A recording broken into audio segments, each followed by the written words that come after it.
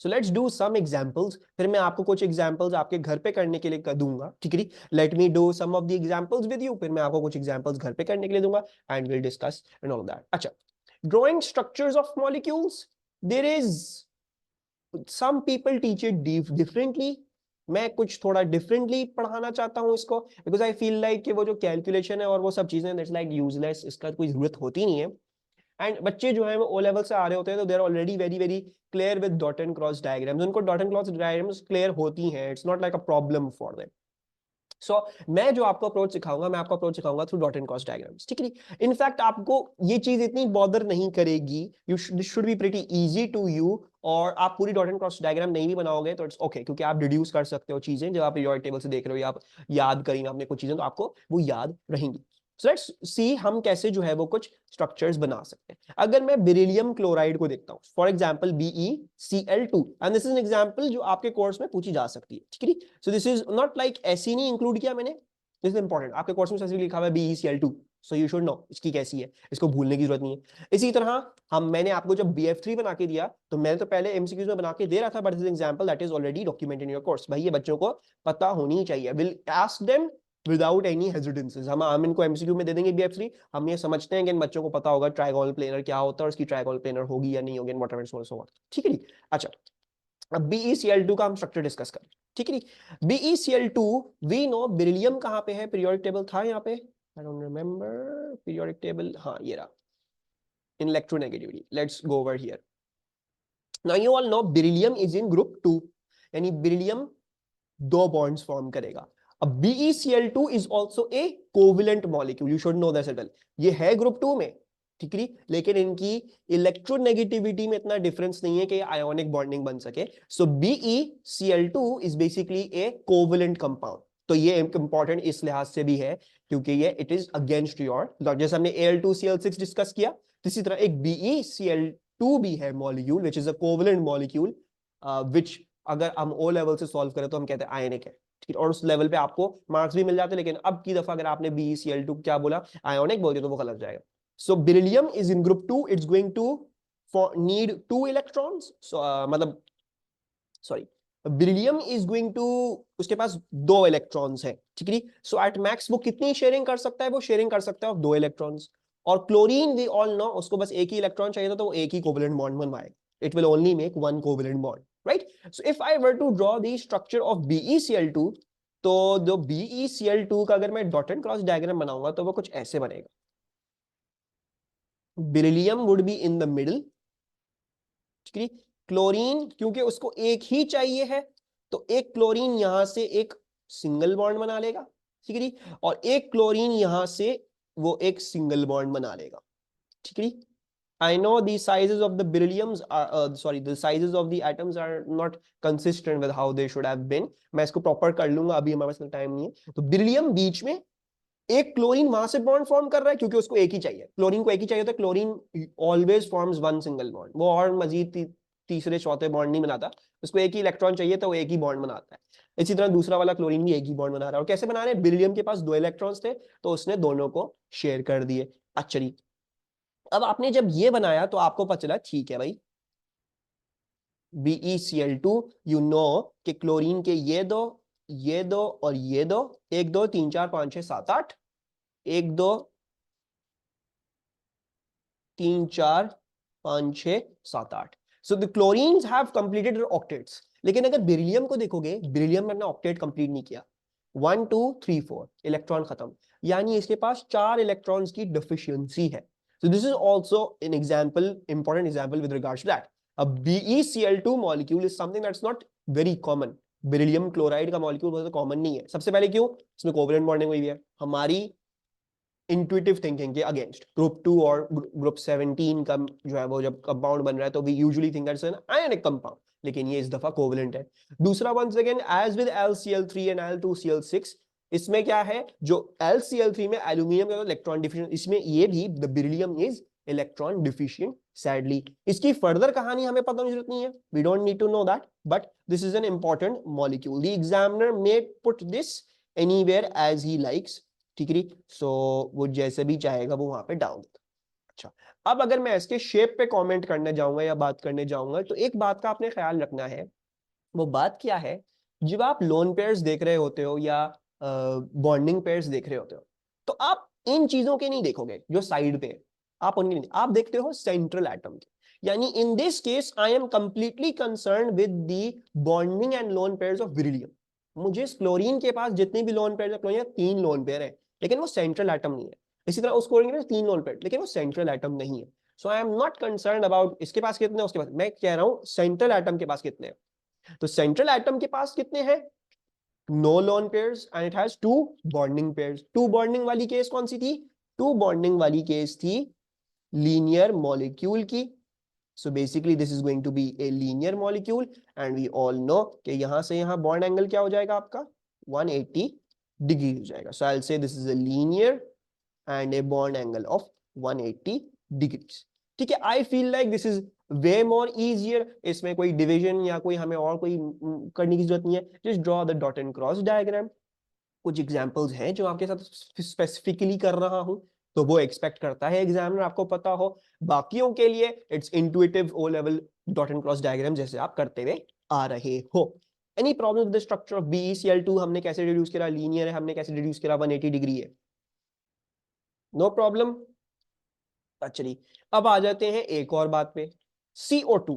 ठीक है, CO2 का तो हम सबको पता है। ठीक है, हम सबने जो है वो इसकी डॉट एंड क्रॉस डायग्राम बहुत दफा देखी हुई है। We know carbon is in the middle and oxygens are double bonded to this carbon. तो एक ऑक्सीजन और दूसरा भी ऑक्सीजन, दोनों क्या है, दे आर डबल बॉन्डेड।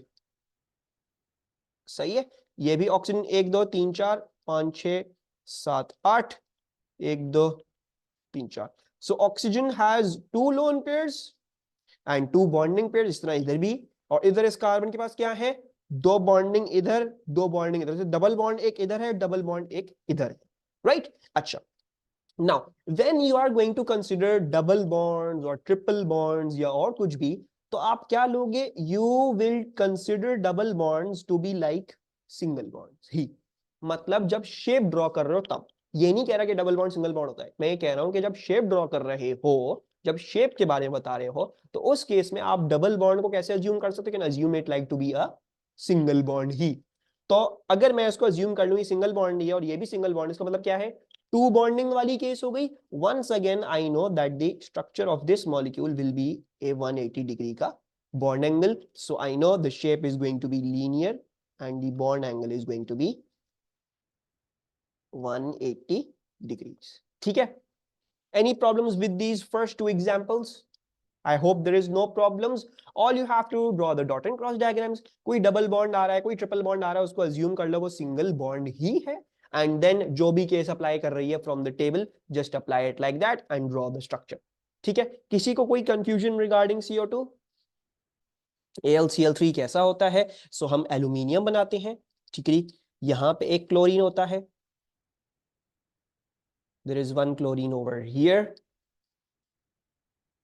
ठीक है, ये एक बॉन्ड होता है, then there is one chlorine over here, ये एक बॉन्ड होता है। ठीक है, और एक क्लोरीन जो है वो यहाँ पे है। ठीक है, अब क्योंकि मुझे एग्जांपल्स जो है वो जल्दी जल्दी करनी है, तो मैं क्लोरीन के लोन पेयर्स नहीं बना रहा, क्योंकि वैसे भी वो सेंट्रल एटम नहीं है। जहां तक बात एल्यूमिनियम की है, एल्यूमिनियम के पास कोई और लोन पेयर्स या और कोई इलेक्ट्रॉन्स नहीं होते हैं, ये यहाँ पे इलेक्ट्रॉन डेफिशिएंट होता है। So we can see that aluminium is having 3 bonding pairs. और 3 बॉन्डिंग का मतलब क्या हो गया, 3 बॉन्डिंग का मतलब हो गया trigonal planar. So this is a trigonal planar arrangement, trigonal planar, and you all are correct कि हमारा जो बॉन्ड एंगल है वो है 120 डिग्रीज। Very good. इसी तरह से अगर हम BF3 देखते हैं, BF3 भी अगर देखोगे it is actually quite similar to AlCl3। ठीक है, बी बोरॉन एक्चुअली एल्यूमिनियम के ऊपर होता है। ठीक है, इन द पीरियोडिक टेबल वो एल्यूमिनियम के ऊपर है। एल्यूमिनियम ग्रुप 13 एलिमेंट है, बोरॉन भी ग्रुप 13 एलिमेंट ही है। ठीक है, और हमारे कोर्स में हमें इसका स्ट्रक्चर पता होने की जरूरत है BF3 की, इसीलिए इसके आगे मैंने जो है वो स्टार बनाया हुआ है। ये तो हम पहले ऑलरेडी बहुत ज्यादा डिटेल में डिस्कस कर चुके हैं। ठीक है, तो दिस इज आल्सो समथिंग, ये भी एग्जामिनर जो है वो आपसे कभी भी पूछ सकता है, कैसे भी पूछ सकता है। He does not need to be given, उसको आपको कोई और इन्फॉर्मेशन देने की जरूरत नहीं है, वो समझता है कि सब बच्चों को ऑलरेडी पता होती है। So BF3 is also quite similar to AlCl3। ठीक है, बोरॉन होता है बीच में, उसके पास 3 वैलेंस इलेक्ट्रॉन्स होते हैं, तो वो 3 फ्लोरीन्स के साथ सिंगल बॉन्ड बना रहा होगा। And once again your structure is going to be trigonal planar, and once again boron in this case is electron deficient, ठीक है, उसके पास ऑक्टेट अपना पूरा कंप्लीट नहीं हुआ, ठीक है। एंड आई बिलीव हमने BF3 पहले भी हमने रेटिव बॉन्डिंग जब हम डिस्कस करे तो मैंने इसका स्ट्रक्चर आपको दिखाया है, क्योंकि इसके पास जो है वो 3 बॉन्डिंग पेयर्स होते हैं। सो इसका जो है वो बॉन्ड एंगल क्या हो जाएगा, इसका बॉन्ड एंगल 120 डिग्री हो जाएगा, और इसका शेप जो हो जाएगा वो ट्राइगोनल प्लेनर हो जाएगा, ठीक है। एंड वेरी इंपॉर्टेंट, जब भी आपको एग्जामिनर बोले भाई डॉट एंड क्रॉस डायग्राम बनाओ, तो वो सिर्फ और सिर्फ इस बात पे नहीं देख रहा कि आपने लोन पेयर सारे सही तरीके से दिखाया, आपने बॉन्डिंग सही तरीके से, वो ये भी देख रहा है कि आप शेप भी बिल्कुल सही बनाओगे। सो अब क्योंकि आपको शेप्स की भी नॉलेज हो गई है, सो BeCl2 हम लीनियर बनाएंगे, CO2 हम लीनियर बनाएंगे, AlCl3 हम ट्राइगोनल प्लेनर बनाएंगे, और BF3 भी हम ट्राइगोनल प्लेनर बनाएंगे, and no other thing apart from that. हमें इसको ट्राइगोनल प्लेनर फॉर्म में ही बनाना होगा, एग्जामिनर हमसे एक्सपेक्ट कर रहा है, ठीक है। अच्छा जी आगे चलते हैं। CH4 मीथेन, कितने बॉन्डिंग पेयर है, इसका शेप क्या होगा, इसका बॉन्ड एंगल क्या होगा? जल्दी जल्दी, आई नो आई होप जो है वो ये चीजें सबको आसान लगती हो, तो let's whizz past through this जल्दी से, and then let's look at some past paper questions. 109.5 trigonal pyramidal tetrahedral. 109.5 Abdul Rahman angle सही दे रहे हो, नाम गलत बताया स्ट्रक्चर का। ये क्या होता है, टेट्राहीड्रल, ठीक है। टेट्रा का मतलब क्या होता है, 4।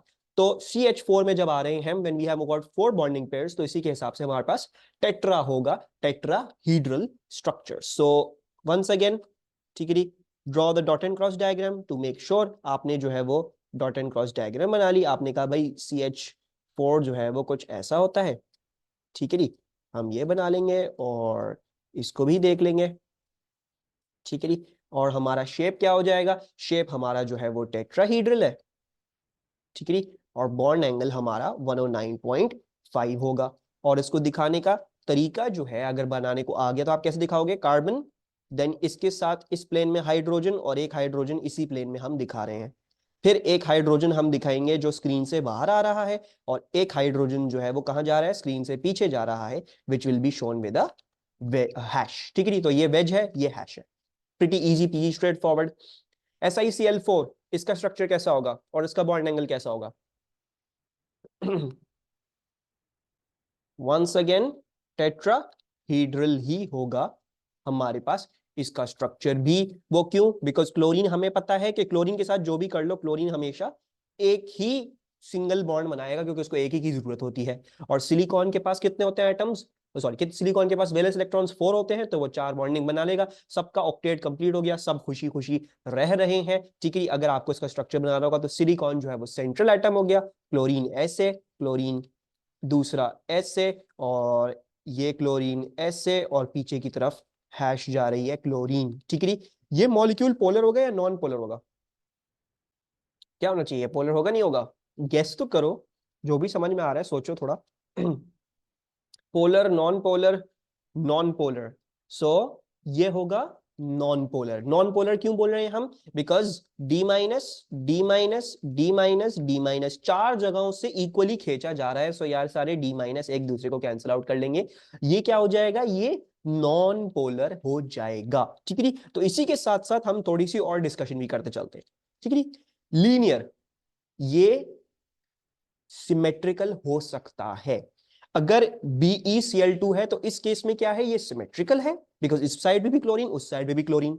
तो हम इसको क्या कह सकते हैं, we can say that this will also be non-polar because D minus cancel out हो रहा है। लेकिन ये बात ध्यान में रहे कि दोनों साइड में क्लोरीन थे, इसलिए मैंने बोला अगर एक जगह क्लोरीन होता दूसरी जगह फ्लोरीन होता, तो फिर मैं उसके बारे में ये नहीं बोल सकता नॉन पोलर, इसको पोलर बोलना पड़ता, क्योंकि फ्लोरीन की इलेक्ट्रोनेगेटिविटी क्लोरीन से काफी ज्यादा है। तो सिमेट्रिकल देखने के साथ साथ आपने ये भी देखना है कि स्पीशीज सेम है कि नहीं, you also have to see if the species, तो ये भी नॉन पोलर, ये भी नॉन पोलर बिकॉज सिमेट्रिकल है, ठीक है। ये भी नॉन पोलर बिकॉज सिमेट्रिकल है, ट्रायंगल है, तीनों जगह से इक्वली खींचा जा रहा है, तो ये भी नॉन पोलर। AlCl3 ये भी नॉन पोलर, तीनों सेम स्पीशीज हैं। लेकिन अगर मैं इसमें से Cl को हटा के क्या कर देता, फ्लोरीन कर देता, तो फिर ये पोलर हो जाता, बिकॉज ऊपर अब एक अलग स्पीशी आ चुकी है, अब ये it is no longer symmetrical, अब ये हर जगह से वो ही बात, हर जगह से वो ही पुल नहीं है, ठीक है। तो एक सिमेट्रिकल के साथ साथ आपने क्या देखना है, सेम स्पीशी भी हो। इसी तरह हम अगर CH4 को देखेंगे तो इसमें तो इलेक्ट्रोनेगेटिविटी कार्बन और हाइड्रोजन की तकरीबन सेम ही होती है, तो कोई डेल्टा प्लस डेल्टा माइनस होगा ही नहीं इन द फर्स्ट प्लेस। और बाकी ये है कि सिमेट्रिकल शेप भी है तो वैसे भी नहीं होना कभी, ठीक है। इसी तरह SiCl4 ये भी क्या है, ये भी एक सिमेट्रिकल शेप है। Tetrahedral structure is a symmetrical shape, चारों तरफ से आपको इक्वल पुल मिल रहा होगा, ठीक है। अब आ जाते हैं PCl5 पे। फॉस्फोरस इज इन ग्रुप 15, ठीक है। फॉस्फोरस इज इन ग्रुप 15, यानी उसके पास 5 वैलेंस इलेक्ट्रॉन्स होंगे। क्लोरीन ग्रुप 17 में, उसके पास 7 है, उसको 1 चाहिए है। और फॉस्फोरस को जो है वो, अच्छा ये अच्छी चीज है, लेट्स डिस्कस दिस। फॉस्फोरस जो है इट इज इन ग्रुप 15, ठीक है, इट इज इन ग्रुप 15, यानी उसके पास कितने वैलेंस इलेक्ट्रॉन है, उसके पास 5 वैलेंस इलेक्ट्रॉन्स है, ठीक है। यहाँ पे Ve लिख लेते हैं, 5 valence electrons. Cl we all know that is in group 17, ठीक है। और उसके पास कितने होते हैं, उसके पास 7 वैलेंस इलेक्ट्रॉन्स होंगे, राइट। अब अगर ये शेयर करेंगे तो ऑप्टिमल ये नहीं होना चाहिए था PCl3। PCl3 भी एक कंपाउंड है, लेकिन PCl5 भी एग्जिस्ट कर सकता है, ठीक है। थोड़ा सा जूम आउट कर लो, थोड़ा जूम आउट कर लेते हैं तो PCl5, इसमें देखोगे फॉस्फोरस को कितने इलेक्ट्रॉन्स की जरूरत है, तो ऑक्टेट कंप्लीट करने के लिए how much electrons does phosphorus need apart from its 5, उसको और मजीद कितने चाहिए अपना ऑक्टेट कंप्लीट करने के लिए 3 electron, right. So basically phosphorus को जो है अपना ऑक्टेट कंप्लीट करने के लिए क्या चाहिए थे, 3 इलेक्ट्रॉन चाहिए थे। लेकिन यहां पे कुछ अजीब सा हो रहा है, और वो अजीब सा क्या हो रहा है, अजीब सा ये हो रहा है कि फॉस्फोरस 3 इलेक्ट्रॉन नहीं ले रहा, बल्कि वो 5 क्लोरीन से 5 इलेक्ट्रॉन लेगा। यानी वो अपने ऑक्टेट से आगे निकल रहा है, वो अपने ऑक्टेट से कहां पे निकल रहा है, 10 इलेक्ट्रॉन्स कर रहा है अपने वैलेंस, ठीक। This is a bit weird. ये फॉस्फोरस और सल्फर बहुत ज्यादा करते हैं, यानी जो फॉस्फोरिक कंपाउंड्स होते हैं फॉस्फर वाले, और जो सल्फर वाले कंपाउंड्स होते हैं, इनमें आपको ये चीज मिलेगी, क्या चीज, कि उनका ऑक्टेट कंप्लीट हो जाता है, लेकिन वो फिर भी और एक्सेप्ट कर सकते हैं, और भी बॉन्डिंग कर सकते हैं। And why does that happen, उसको अभी हम डिस्कस कर लेते हैं कि भाई वो क्यों हो रहा है। तो अगर हम यहां पे देखें, फॉस्फोरस ये रहा, सल्फर ये रहा, राइट। अगर देखोगे तो ये कौन सा शेल नंबर चल रहा है, this is 1, this is 2, this is 3, right. और हमें पता है 3 में कौन कौन से सबशेल्स होते हैं, 3 में 3s होता है, 3p होता है और 3d होता है, राइट। सो 3s 3p 3d, इन सब स्पीशीज के पास क्या है, 3s भी है, 3p भी है, 3d भी है, तीनों है। हाँ, 3d भरना शुरू नहीं होता until unless आप ट्रांजिशन मेटल वाले ब्लॉक में पहुंच गए, लेकिन सबके पास ये है, 3s 3p 3d सबके पास है, ठीक है। वो भरे नहीं है, दैट्स अलग कहानी, लेकिन है सबके पास, ऐसा नहीं है उनके अंदर है नहीं, they do have that. Phosphorus और सल्फर ये खुसूसियत रखते हैं कि अभी तो फॉस्फोरस की कॉन्फ़िगरेशन क्या होगी, 3p3, सल्फर की कॉन्फ़िगरेशन होगी 3p4, राइट। लेकिन वो उनके पास क्या है, उनके पास 3d सबशेल भी तो खाली पड़ा हुआ पूरा का पूरा। तो वो क्या करते हैं, वो अपनी ऑक्टेट से ज्यादा इलेक्ट्रॉन्स ले सकते हैं और 3d सबशेल में डाल सकते हैं। सो ये फॉस्फोरस और सल्फर बड़ा अच्छा करके आपको दिखाते हैं। पीरियड 3 में और कोई एलिमेंट इतना अच्छा नहीं करके दिखाता जितना फॉस्फोरस और सल्फर अच्छा ये काम अच्छा करके दिखाते हैं। वो इलेक्ट्रॉन्स एक्सेप्ट कर लेते हैं और अपने एम्प्टी डी ऑर्बिटल्स में डाल देते हैं, ठीक है। They accept the electrons and put them in their empty D orbitals, they put it there, और वो फिर इस तरीके से ज्यादा बॉन्ड्स बना सकते हैं, ज्यादा स्पीशीज के साथ बॉन्ड कर सकते हैं, राइट। तो हमारे कोर्स में जो एक एग्जांपल है that is PCl5। Phosphorus PCl3 भी बनाता है, it also makes PCl3 which should have been the nominal thing, लेकिन फॉस्फोरस PCl5 भी बनाता है। और जब PCl5 बना रहा है तो 2 क्लोरीन्स के क्या कर रहा है, वो इलेक्ट्रॉन्स लेके क्या कर रहा है, वो एम्प्टी डी ऑर्बिटल्स में डाल रहा है। और ये फॉस्फोरस भी कर सकता है और सल्फर भी कर सकता है, दोनों बहुत अच्छे तरीके से इस चीज को दिखाते हैं, right.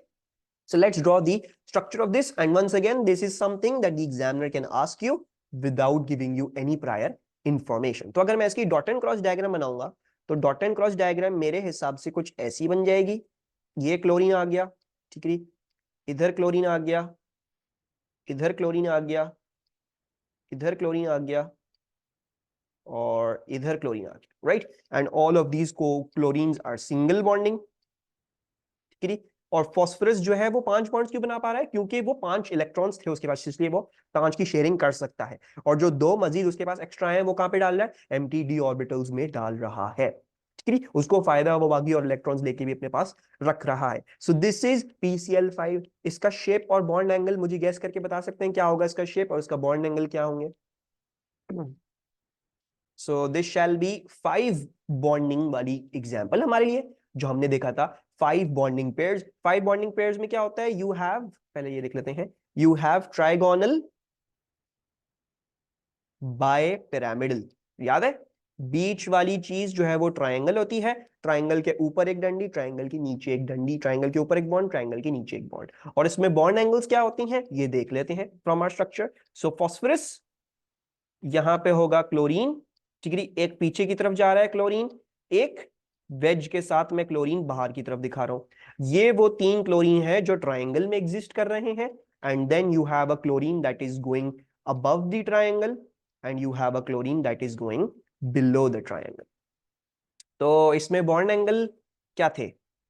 what is the bond angle in this trigonal bipyramidal में? याद है? So since this is a triangle, triangle में क्या होगा? ट्रायंगल में 120 डिग्री होगा, राइट? और क्योंकि ये इस प्लेन से ऊपर है, so therefore you will have a 90 degree over here.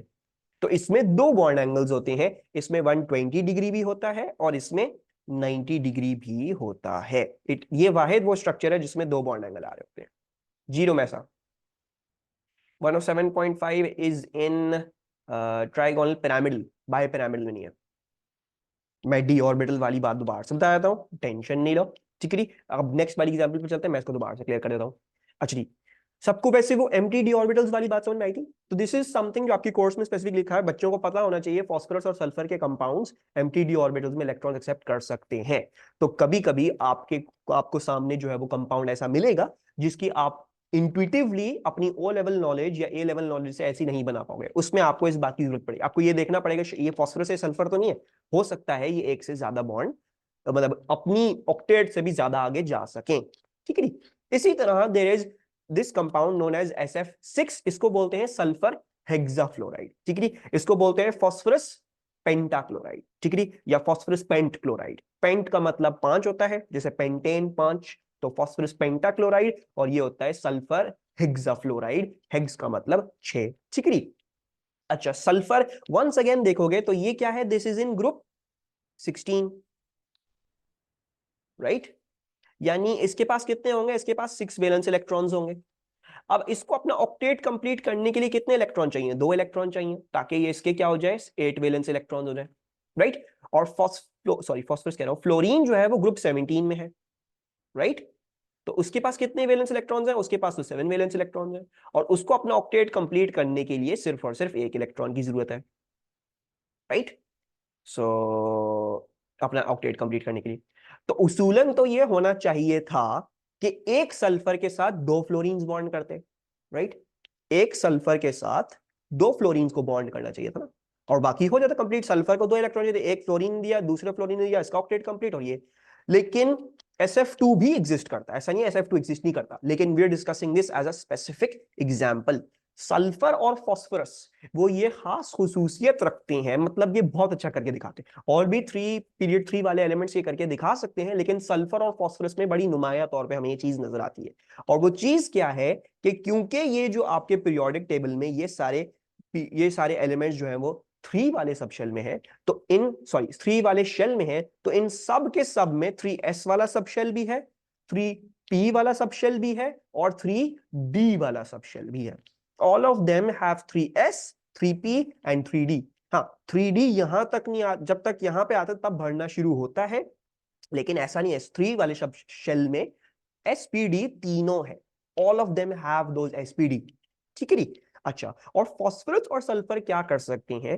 Phosphorus और सल्फर ये कर सकते हैं कि वो एक्सेप्ट कर सकते हैं electrons into empty D orbitals, right? So इनके पास खाली डी ऑर्बिटल है, ये तो 3p3 है, 3p4 है। इनमें बेसिकली 3d0 और 3d0 है, यानी जो डी वाला सबशेल है वो पूरे तरीके से खाली है। तो अब वो अगर कोई चीज बॉन्ड करना चाहे और इनके पास इलेक्ट्रॉन हो शेयरिंग करने के लिए, तो उसका शेयरिंग करके उसका इलेक्ट्रॉन ले लेते हैं और उसको एम्प्टी डी ऑर्बिटल में डाल लेते हैं, क्योंकि उनको ये कर सकते हैं, क्योंकि उनके पास एम्प्टी डी ऑर्बिटल, उनके पास जगहें हैं, उनके पास खाने हैं, बक्से हैं जहां पे वो इलेक्ट्रॉन्स को रख सकते हैं, ठीक है ना? ऐसा सो बस फॉस्फोरस और सल्फर की ये स्पेसिफिक एग्जांपल याद रखनी है कि ये कर सकते हैं, ये एक्सेप्ट कर सकते हैं more electrons than their octet and keep them in empty D orbitals. ठीक, सही है जी। बाय द वे यहाँ पे नीचे लिखी हुई भी है, सो व्हेन यू रिवाइजिंग ये आपको रिवाइज हो जाएगा इंशाल्लाह। ठीक है जी। I don't know why this camera keeps disconnecting.